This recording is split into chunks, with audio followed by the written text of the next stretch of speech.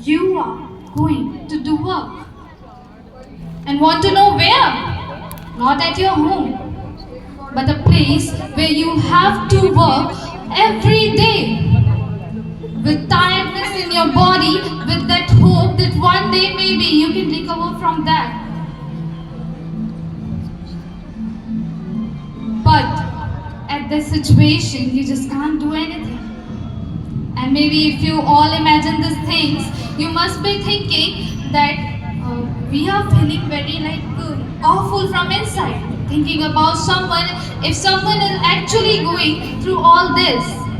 But let me tell you, someone is actually. And that person is not an adult, but a child.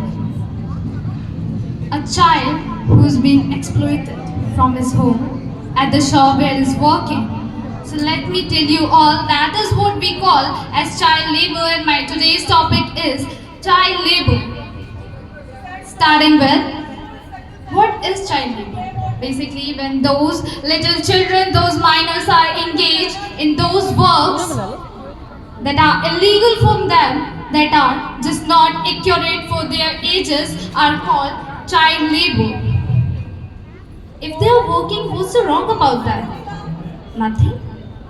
Just destroying their mental health, just destroying their physical health, just destroying their precious time where they have to gain those skills, where they have to develop. You're doing nothing, just destroying a child's future. Your future, India's future, the world's future. Because you never know that those childs who are gaining into the child labors, how much skill they carry in their body, how much confidence are running in their blood. But because of all these, they have to work in those fields. And the main reason is poverty. The poverty which causes those childs to work in the shops, in agriculture, in industries, in so many services and offices where they shouldn't. But they have to. Why? To pay the debt of their parents, which is not even their fault, which is not even their responsibility. Bearing children's parents thought that now they will be a source of income for them. But no, children are not a source of income, they are the bright futures of our country, India. And destroying their mental and physical health is the worst kind of crime you can ever do.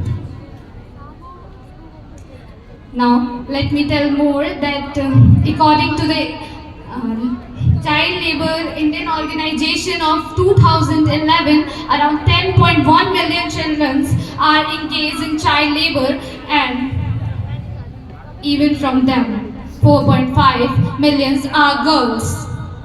You're working at home, you're working at someone else's home, just destroying your future. Because of why?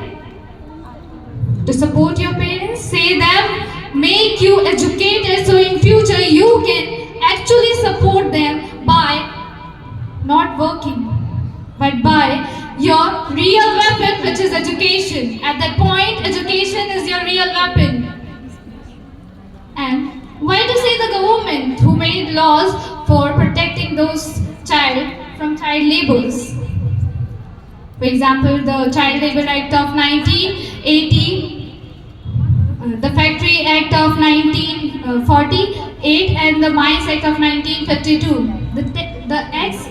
The laws are made, they are implemented. But you know what? Everything is still happening. Why the child labor is still increasing day by day if laws are made? Because we as a society are not supporting those laws.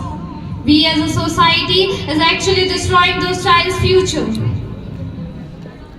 We as a society are the only ones who can save those children from getting exploited like this. And all of the, let me tell you that one more field that where children are just at the worst of them, where they are sexually harassed as for those commercial uses. And at the last, I will say that we as a society have to support their children by improving our thoughts, by contacting with NGOs, by starting new programs with precision. At the last, one more thing is that a child's hand is to hold a pen, a pencil, a book, not a tool to work. Thank you everybody for listening me so carefully. Very nice, अरे बहुत बेटा